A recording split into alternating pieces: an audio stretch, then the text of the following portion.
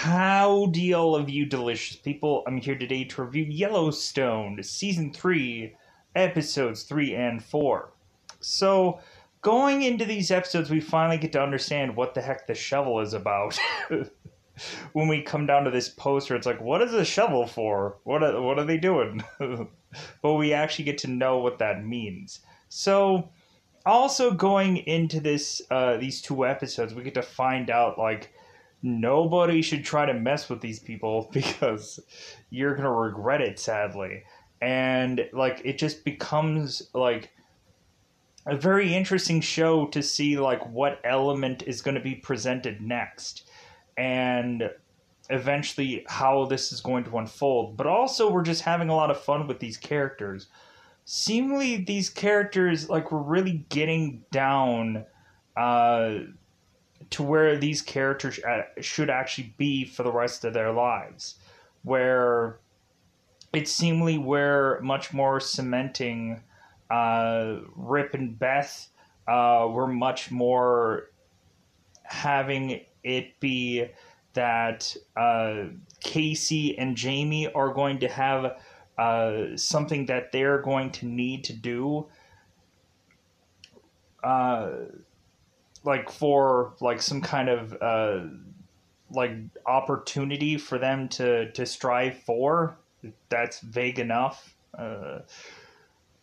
We have Governor Perry, who's actually used a lot more in these episodes, and I do rather enjoy that it seems like they're actually mixing her in a lot more to where it's not just some like governor-esque like person that has to come in and be like the principal kind of character that has to shake her finger at somebody or like is gonna like go and give somebody a job opportunity. It seems like she has more of a prominent role in these episodes, and I can really enjoy that because it's like good, like somebody is really like taking the time to give Governor Perry something to do here.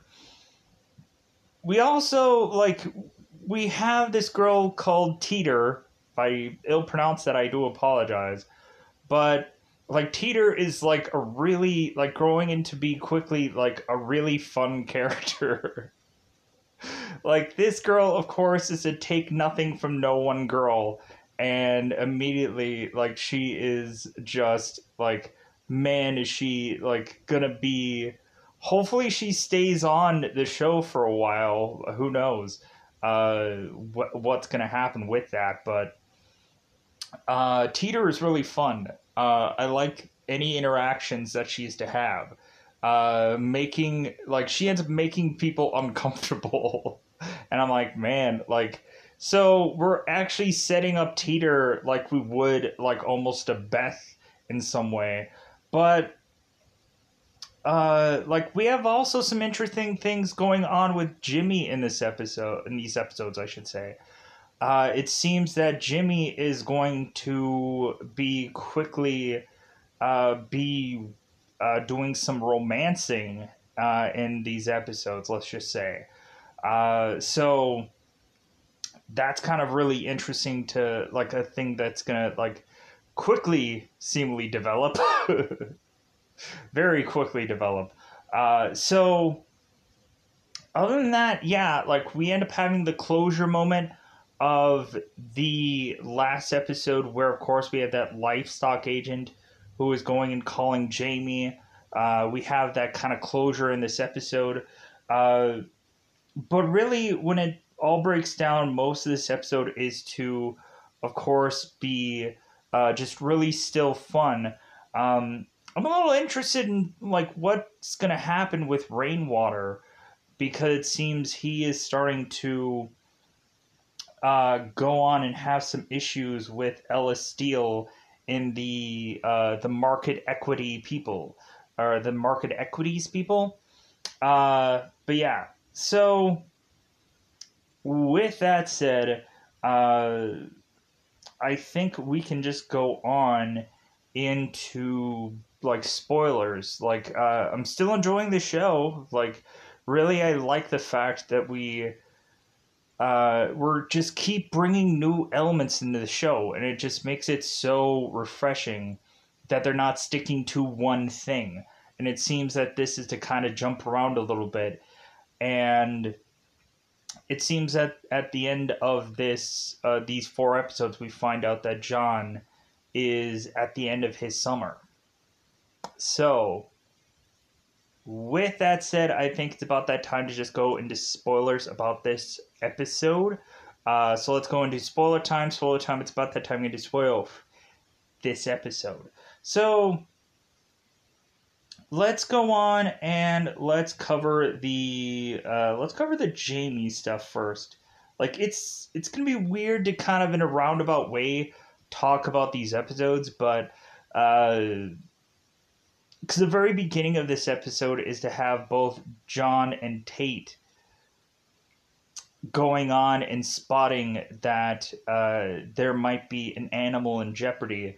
So John and Tate are going and peeing all over the ground to eventually have this one animal not decide to come back here. So, like, that kind of starts this episode. We end up having quite a bit of both Casey and Monica just either consistently being in bed with one another or consistently having these moments where they're making love and all of a sudden a wolf is to show up. We still have that going on because we've had that before in previous episodes. So we have it still here where Casey is almost tempted to go and shoot this wolf because he keeps coming back. So, but I think that's in episode 4. But it just continues to happen. So now let's get to the Jamie thing. So Jamie, of course, is to go on and is to talk to the livestock agent. And now Jamie, of course, is to get the whole story that we ended up seeing, of course, in a previous episode about what had happened. That this livestock agent was to be told to make an example of these guys, and so he did. Yada, yada, yada. Same story as previous episode. In case you just didn't know it, you can go back into the other review and see that the livestock agent went on into this trailer and just battered these guys and pretty much murdered them, pretty much killed them. So Jamie is to go on and change this story, adjust this story to where it is to actually seem that this guy was in the right and that eventually he won't have to go to jail seemingly for murdering these 2 guys. So what Jamie is to present to this man is that he had to forcibly put these 2 men into this trailer because he had no vehicle to fit these 2 other men. So he went on to eventually drive his way back to arrest these men to find out that there was some car that he had to swerve out of the way from. He had to swerve out of the way from this car to avoid some accident, to eventually then turn around and find out later on that these men were to have gotten killed in that whole process of things. So, and that supposedly Jamie was to also tell that the deputies had put these guys into this guy's trailer, and so trying to avoid all the blame on this guy so that way everything could get easily cleared up. So Jamie is to, of course, talk about this with the county attorney Randy, I believe, and square that all up. No, wait. Yeah, I want to try to get that right. So Jamie called the person who had called him before, so that way we can kind of swerve this around. That where the guy was to explain, hey, make an example of these people. Like, that's the guy he recalled. Jamie did and said, hey, like, I have you on recording saying that you said for me to make an example of these people, and this is what happened. So now we're going to have to swerve around this story and change the story and tell a different truth here. So now Jamie has to figure out how exactly to bring back this trailer to these guys with blood on it. So Jamie is to go and talk to the father that had his barrel racer get of course hurt. And so this is a guy named Phil Hawthorne. So Jamie goes to Phil and is to tell him, like, well, hey, like, what would you do to these men, like, if you ever saw them? And, like, Phil was, of course, to say, it's like, well, like, I have my own right mind to go on and take a gun to that courthouse and just shoot these men and so on and so forth for what they did to my daughter. And so Jamie's like, well, what if you didn't have to do that? Like, what if it's already done? Because Jamie's like, well, like I, like, we have these people kind of easily knowing how to deal with this stuff. So, because, like, we have certain people that are kind of, like, very passionate about things. So, like, this becomes a very interesting story here. So, Jamie is to go on and tell Phil, it's like, well, hey, like, I shouldn't be telling you this, but, like, I took it upon myself to go and take care of these men for you. And so, like, I want you to go on and clean this trailer, and, like, I want, like you to be okay with this kind of thing. And so we have this guy going on and cleaning up this trailer, spick and span, and he's like, oh man, like you should be running for governor and this and that.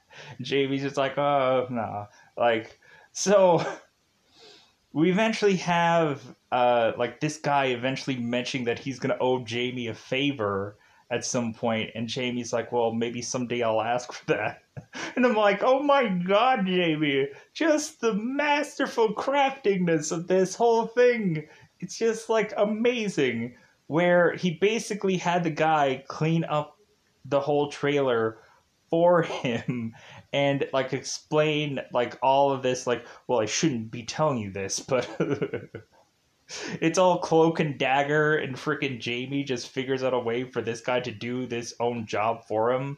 And then they're like, oh, like, I'll keep your secret, sir. Like, I'll keep your secret. And it's like, wow. So Jamie goes on and talks to this guy and is to ask him, it's like, well, hey, like, did they do anything other than, like, just beat up your daughter and something like that? And stuff like, so we have Phil who's like, well, like, she won't talk. It's like, oh, okay, all right. So, like, Jamie is just trying to figure out if there's anything that this barrel racer is going to say, and so she won't. So he's like, ah, good.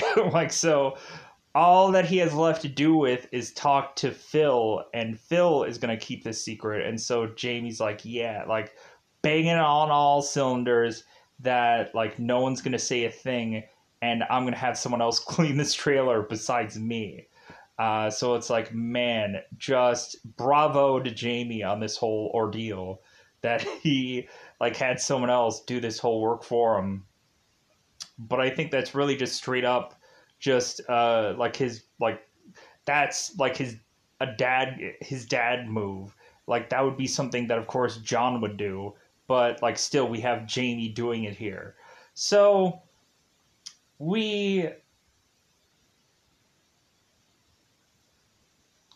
go on, and we, of course, have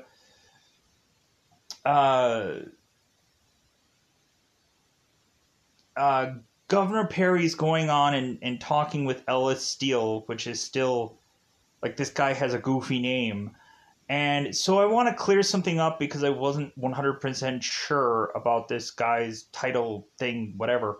Because I called it market equities, but like for one goofy reason, like it was to like say like something about a sports club or something like that.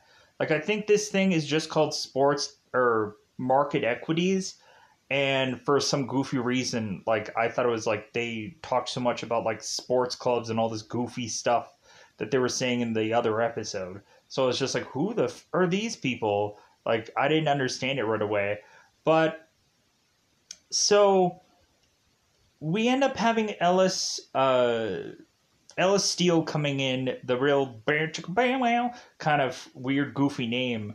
And so he goes in is to be handshaking everybody, handshaking the governor, handshaking the attorney general. And so Ellis is to lay out his plans and is to just be like, yeah, like I want to go off and I want to buy all of Yellowstone land because I want to go and I want to put a airport here, and the only place that the FAA will accept for us to build this airport is right on Yellowstone. And so they're like, yeah, like that's not going to work that well. Like these people have had this land for far too long and it's not going to work the way you want it to. And Ellis is just like, well, like, what? Like, is there no way for us to bargain for this? Is there no way? And, like, because the governor, like, I don't even think the governor will really allow these guys to try to approach. And so we have Governor Perry, who, of course, is to, after uh, this whole thing is to be over and Ellis showcasing and showing their hand. Now, we have, of course, Governor Perry going and calling John and can't be reached. So Governor Perry is calling Jamie, and so Governor Perry is calling Jamie and saying like, hey, like I need you, your dad, I need to talk to you as soon as possible. So Jamie turns around and he thinks that it's something going on with what had just happened. And so Jamie is calling that other guy that he had talked to once before, and it's saying like, hey, did you squeal? Did you squeal on anybody? Did you say anything? And like, so the guy's like, no, I didn't say anything. And so Jamie's like, okay, then I don't know what the governor wants with me, but like, we'll figure that out sooner or later. So Jamie is going off and going to find John, who I guess they are going and like they're finishing the touches on that that barn that they're doing. And so John and Rip are just kind of saying like, man, we should have done this years ago. Like this would have been like a lot like better to put this together. So we have Jimmy who's asking John, it's like, well, hey, like if there isn't any like real pressing matters, can I leave? Can I leave? And John's like, well, why? And Jimmy's like, well, because I'm in this rodeo. And so John's like, well, why are you doing a rodeo? Like, what, do I not pay you good enough? And so Jimmy's like, well, no, like, I really want to get my pro card. And so John's like, okay, well, like, we're all going to go to the rodeo then. Like, we're all going to, like, support Jimmy. And I was like, man, that's so nice. Like, John, like, went out of his way to, like, have everybody go out to the rodeo. And we, of course, have John like at the rodeo realizing that both Rip and Beth are a thing. So he's like, Rip, like hold Beth's hand. Like, come on. Like nothing gets past me because I read the whole script. Nothing gets past me, Rip. Nothing. So, cause we let's get to Beth. So, uh, no, wait a minute. So John goes and tells Jamie, who Jamie is saying like, hey, like, Governor Perry wants to speak to us right away, and John's like, well, she can speak to us at the rodeo. Like, dude, I'm retired. I'm a retired livestock commission. She can talk to me at the rodeo because like John is still trying to enjoy his summer. He's trying to enjoy his time off. He's trying to enjoy his forced retirement. So, and if Governor Perry wants to go and enjoy this with him, then she can do that. So, now we can get to the Beth stuff. So, Beth is going on and talking to Bob in this episode, I believe. And oh, no, wait. Beth has something different to do in this episode. In the next episode, I think Beth is talking to Bob in the next episode. In this episode, Beth is to hear what all the plans are for Ellis Steele. And so what Beth goes on and does and is to talk to Rourke and is to just kind of see like how this is all going to play out. So Beth goes to find Rourke, and again he's fishing somewhere, and Rourke is like, hey, I'm not trespassing this time. Beth's like, I don't care. Like, Beth is going over to talk to him, and so Beth is to mention that this guy is spending way too much time by their land, and like to say that he's not doing absolutely nothing, like there's no way that that's really true. So eventually Rourke is to go on, and his statement is, it's like, well, if my people want something, like they'll get it, and there's like whatever you're gonna do, like they're gonna have like an army of people just like waiting to counter whatever you're doing. So whatever you're gonna try, like good luck kind of thing. And so we really have it where there's like a big massive fight on our hands, and there's no way that this time around John or anybody can just kill all these people and bury them to like get rid of this problem. And because there's just going to be another problem, just there's no end to this. But also Rourke is still telling Beth that he has no like position. He has no he doesn't have his hand in the cookie jar in this. Like, he's not a player in this. He's just some guy that is to own or be a person in this company. And, like, Beth just still doesn't understand that. She should be talking to possibly Ellis Steele. And speaking of Ellis Steele, I want to get into the rainwater thing also. So Beth walks off. There's nothing for her to really do here. So Thomas Rainwater is going and finding, once he has his attorney come in, that what they're going to try to do, what Market Equities is trying to do, is trying to stop Rainwater from building that casino. Because evidently they don't want a casino, of course, where Rainwater is building it. So they're trying to cease and desist his building because they're going to try and just have him just not build that building at all. And they will forcibly just buy him out. And I'm like, wow, like Rainwater, who had so much hope in this casino, and I'm like, man, like I want to see the casino happen.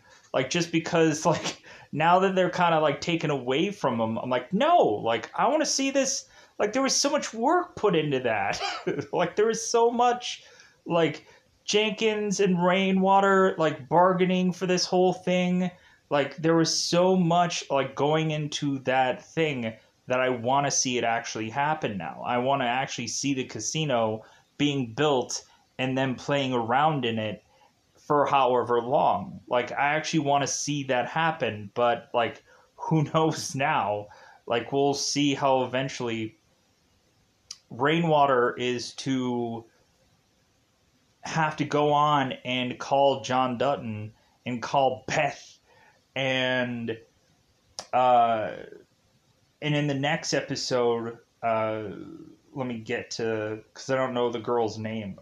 We have some uh, we have some woman coming in to. Let me pause here 1 second. Angela Blue Thunder. Angela Blue Thunder is the person that is to come in to, I guess, possibly help out Rainwater, and it seems like they're at odds with one another because Mo is going on and burning some sage, and Angela's to immediately put water and pour it out because he's like, no, like you're not gonna use any of that stuff. You're not gonna use any of that stuff on me. No, it doesn't work that way. But then they end up burning sage when she leaves. I'm like, no, I'm gonna like that's so hilarious that like there's some kind of like threat to them. So yeah, so that's kind of an interesting uh, thing that we want to eventually see. Kind of figure like how is John going to play into the whole Rainwater situation? How exactly is like I'm kind of curious. So let's go in and let's talk about the rodeo. So Jimmy was going on and being a part of this rodeo. We seem to have like the whole kind of Dutton family there, or really just everyone from the show, everyone there. Governor Perry is going and sitting next to John, and so let's cover the Governor Perry stuff, and then we'll cover the Jimmy stuff. So Governor Perry is sitting with John and John is like, well, hey, like can we just like enjoy this and just you can tell me tomorrow? And Governor Perry's like, well, hey, how about instead I give you the solution to the problem right now, and then I'll give you the problem later. And so John's like, okay, shoot. So Governor Perry is to mention because like the Attorney General is now like holding on, instead of going into retirement, he's holding on his position until they can figure out who to actually fill it. So Governor Perry is talking to John, and so Perry is saying like, well, hey, how about this? How about Jamie is to, of course, be the Attorney General, and you make someone else the livestock commissioner. Make it Casey. And so John is just like, well, Casey doesn't want it. And so it's like, well, too bad. Too bad, so sad. Like, Casey's going to have to go and do this. And so John is like, okay, fine. So, man, is that going to be interesting to see Casey be the livestock commissioner, because like it feels like he has a sense for animals anyways, but like it'll be interesting to see like Casey had like it's probably going to be like a tough transition, but like it'll be interesting to see how this transition happens, uh or how this all plays out. So like I'm very fascinated to see how that works exactly. So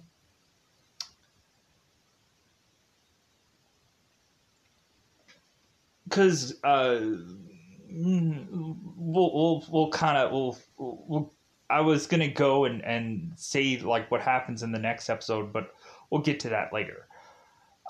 So Jamie.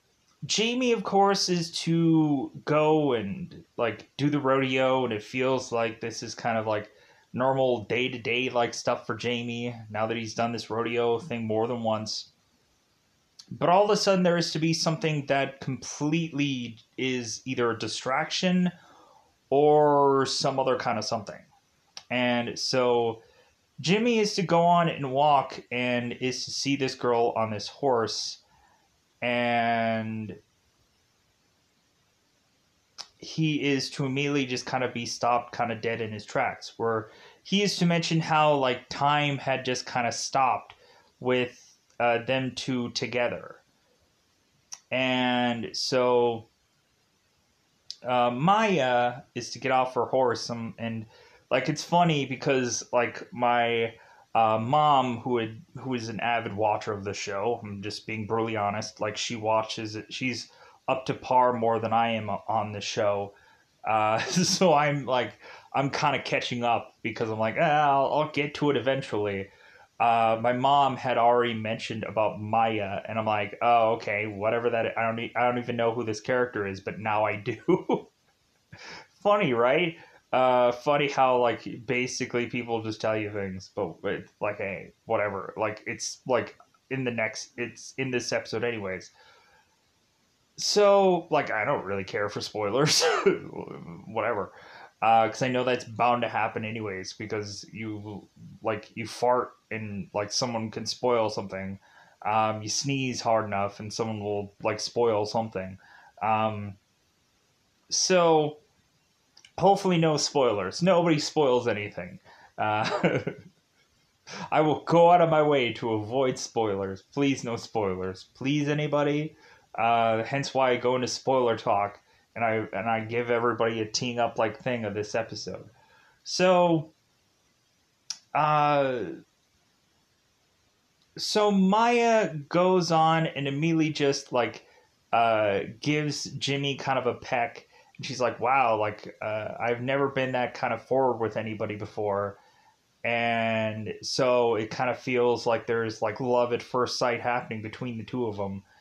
And so Jimmy, of course, is getting like possibly distracted, but like it might also be that Jimmy just really isn't ready for this second rodeo, and that becomes evident by him eventually going on this horse and getting injured, horrifically injured, to where he is to go on into this hospital and wake up and is to find out that it's like, well, hey, like basically your back is broken, your hip's been replaced, which I don't even know how that happened.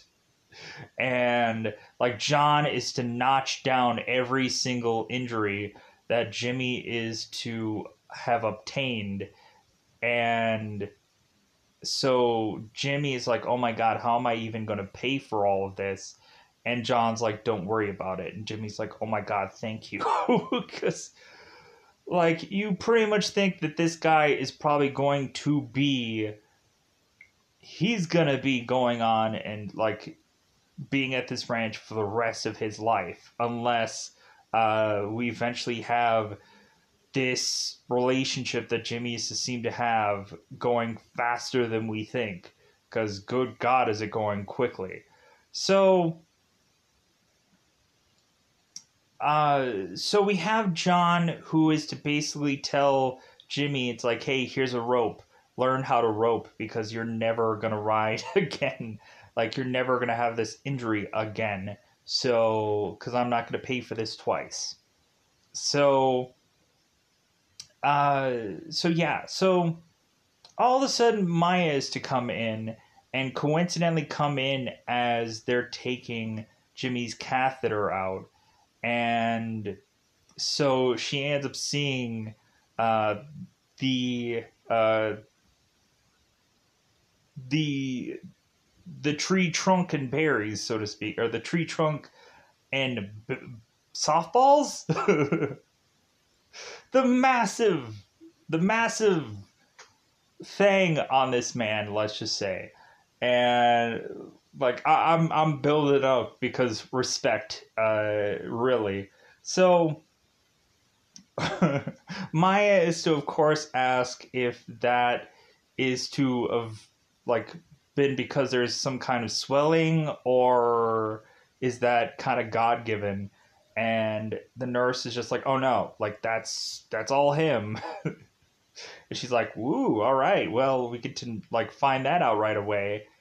And so eventually in the next episode, we get to find out a little bit more that Maya is going to go out of her way to already like cement this relationship by basically like a man in a hospital bed is going to be losing his cherry, so to speak, on the show.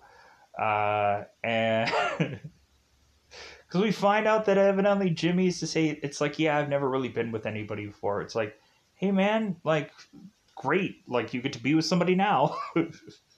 Yeah, because this girl is just like, yeah, let's work really fast on this one. Um, but yeah, but with all the way of which that these relationships are going so quickly here. Speaking of relationships, we end up having Beth going and talking to Rip, and we have kind of Beth and Rip loving this situation that they're in, and Rip, of course, is like, well, hey, like, what should I call you? And Beth is to say, like, well, you can call me your wife. It's like, whoa, all right, yeah. Like, I think everybody all wants that. And so, but then Beth is just kind of hesitant, and then she kind of is like, maybe that was a mistake, and she walks off, saying that she's going to make Rip breakfast or something like make him some kind of food. So, so they go back on that, and they like Rip is just to be like, well, hey, wherever we're at with this is wherever we can be at. Like whatever you want me to call me or whatever you want me to call you is like perfectly fine. Like, and so like Beth continues to run away all the time because supposedly like she can't give Rip kids. And I'm just like, well, hey, like there's always adoption when really looking at it. Like Rip was technically adopted into this family, so what perfect uh, thing to do but to bring a just another kind of lost kid into this Dutton family in one way or the other,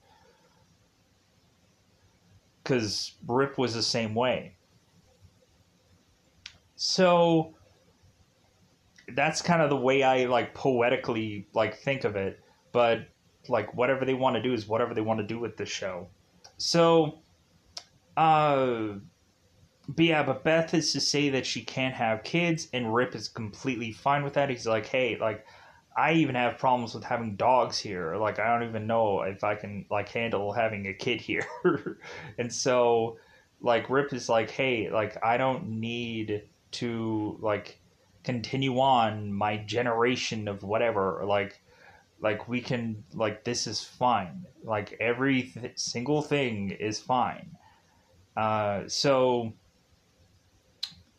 like yeah, that relationship is seemingly going super well, and I hope it continues to stay that way.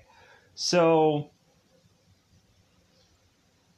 now we have like in the like let's go on with the fourth episode, and of course deal with the biker situation and how that of course clears up, because that's a bulk of what kind of happens in this episode.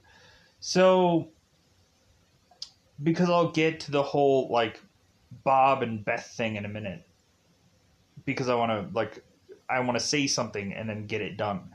So we have Ryan, Teeter, and Colby that are going off, and luckily I didn't really need to look those up this time around. Normally I would, because like they're not characters I'm used to saying the name of. So they go off and they find that there's bikers in a part of the Yellowstone Dutton ranch land, whatever. And so we have all three of these guys who are like, God, I don't want to get into a fight today. Could we just have this just go smooth sailing for the love of all that's holy? Because it seemed that both Tweeter and Kobe just had a really fun night the last night, where we just have like Teeter, who's just kind of like making Kobe like so uncomfortable, and it's like, like why are these two like having such like I don't know, I guess it's because like maybe something's gonna happen there, maybe nothing's gonna happen there, maybe we're gonna just like have Teeter just continue to just pick somebody and pick on them. I don't know, like I don't know how this is gonna play out, but like I feel sorry for Kobe. I like Kobe. Like it's good that like Kobe has like continued to like be a character that they're seemingly going to do something with now. Like because they've done they're starting to do more with Ryan, and so I kind of want them to continue on to give people stuff to do. That everybody gets like a fair shake, and they're just not just there. They have something to like contribute to the story, and I think it'd be cool. So, uh, and like all these characters are like the way they're kind of really putting them out there is like really good. So, all three of these characters go off to this biker gang, these scary massive dudes and ladies. Some of them are ladies. So Ryan is going to tell these guys, "Hey, you're in the Yellowstone like ranch land thing." And so the guys are just like, "Well, I thought this was like national park," and it's like, "No, wrong." So as well as I probably said something wrong right there, as numerous times as I probably said something wrong somewhere, pushing on. So Ryan is to, of course, go on and tell this biker, get out of here. You don't belong here, or I'm going to give you a citation. So that immediately would have like someone just say like, citate this, like, because we end up having these people go into a fight here. Lloyd and Rip are to see this fight break out, and so Rip is going and smashing into a bunch of these motorcycles and then deciding to join into this fight. People are whipping out knives and guns, and Lloyd has a gun. Rip has the ability to just beat the crap out of anybody. The super ability to just beat the living crap out of people. So we we end up having, of course, like Rip asking who's the leader of this biker gang, and so the guy who's the leader is ending up being down on the ground. So Rip picks him up and says like, "Hey, like you get out of here, and if you ever come back, you're gonna get buried here. So like, never come back." So we, of course, have Lloyd and Rip naturally assuming these people are going to come back, and they do. They end up coming back with gasoline to, I guess, pour onto this land to either ruin it or to possibly just light it on fire. And so John is right there where they had originally been at. And so this time around, everybody's coming with these rifles or these shotguns and whatever. And they're telling this guy's like, "Well, hey, like, we told you guys before that if you came back here, you'd be buried here. And so now you're going to have to dig your guys' own hole." So all these bikers, because they're outgunned and outnumbered, they go on and dig their own hole. And so we're really just close now to just have John just going and shooting all these guys. And we're naturally assuming that's what's happening because we've had so many deaths that just happen on this show. And plus, like, these guys are to probably be meaningless to these guys, but instead the leader kind of breaks down and he's like, "Hey man, I live in California, and I have like a kid and I have a wife and blah blah blah." And so and then John is just like, "Well, good. Then guess what? Like, you're never gonna come back to Montana, and like you're going to leave here, go back to California, where you're gonna thank your lucky stars pretty much that you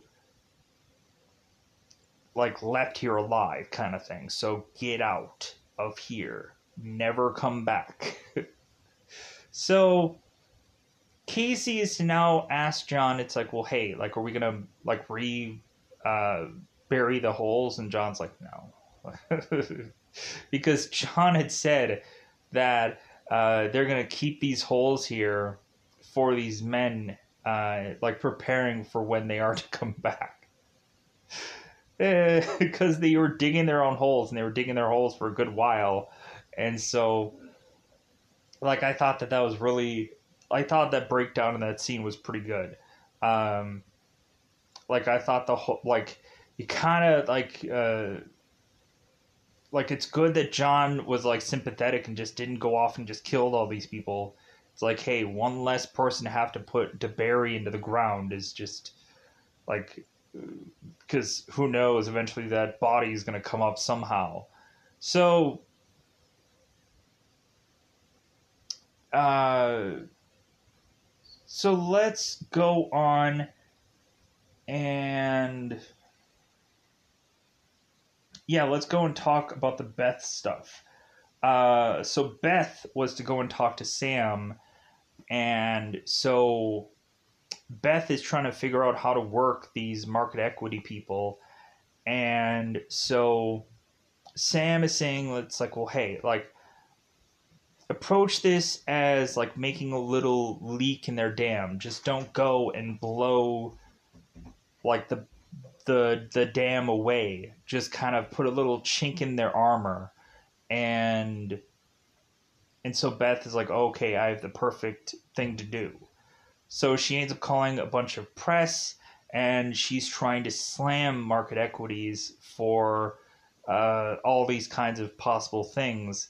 And then Rourke is to turn around and look that his stocks are plummeting.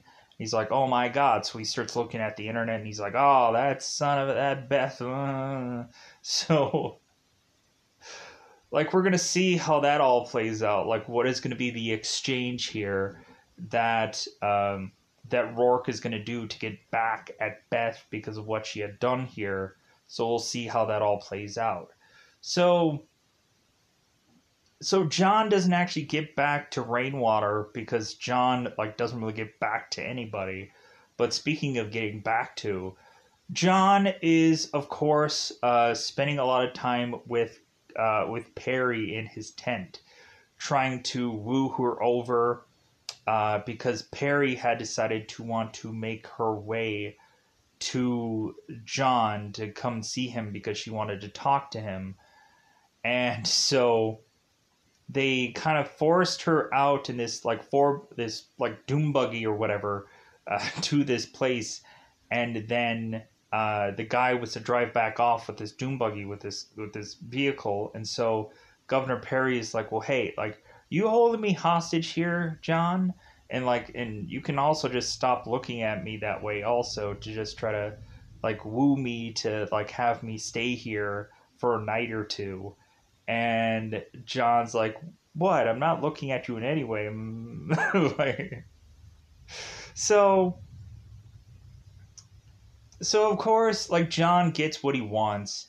And so like, we just had this scene where both John and Casey are getting out of their tents, and like both of them are kind of like having these moments where they're like, hey, like, when is breakfast? Like, definitely like later, probably in like 10, 15 more minutes, maybe 30 kind of thing, because like they have women to woo. So they're going right back in their tents, like, yeah, eventually we'll just get to it. And they're like, yeah, we'll get to it. So, like, we have both John and Casey just getting out of their tents and like, yeah. So, breakfast? Later. Later? Yeah, all right. Uh, but, so, Governor Perry is eventually talking to Casey and telling him it's like, well, hey, you're going to be livestock commissioner. Hope you know that because you're going to take that job. And Casey's like, and Perry's like, it's going to happen. It's already made. The cement is already put onto that thing. You're already there. You might as well just kind of like put that in, like chisel that in stone because it's not going away anytime soon. So, because Casey, like, we have Perry kind of breaking it down or like, I think Casey and Perry kind of break it down as Casey has kind of been running from his destiny for a very long time. And now he finally needs to, like, finally, like, confront that and just say, like, now is the time that he is kind of forced to, like, if he didn't want to be like his father, he has to be somewhat, because he's going to take on his job, basically. He's going to take on what John had previously done. So, I don't think Casey yet has told Monica of what is going on, what is transpiring here. And so we're really going to see how that breaks down. I think that'll be a fascinating thing going on in the future when Casey is confronting Monica about this. It's like, hey, yeah, I'm a livestock commissioner now. Like, I think Casey is probably hoping that at the last minute, like, something else will come out of this, but no, there is no other thing. So, yeah, we're gonna see how that all plays out. So, I think, is there anything else that I need to cover in this episode? No, I think I've covered everything, or I hope to have covered everything. Because I think I'm going to get the heck out of here. So, if there's something that I've forgotten, if there's some huge gaping story hole somewhere that I eventually might fill at some point when I rebuttal or whatever, because I forgot about something, that's coming. That's going to probably be coming in the next review. But other than that, I think I can kind of quickly get out of here. It kind of helps that I think episode 3 was a shorter episode than episode 4. So, yeah, we'll see how that all breaks down.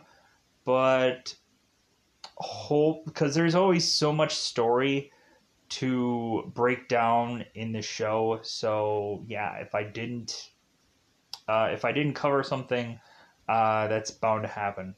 But I'm going to get out of here so I can go out of my way to go on to do something else to finish up my day. So, goodbye, everybody. Bye, everybody.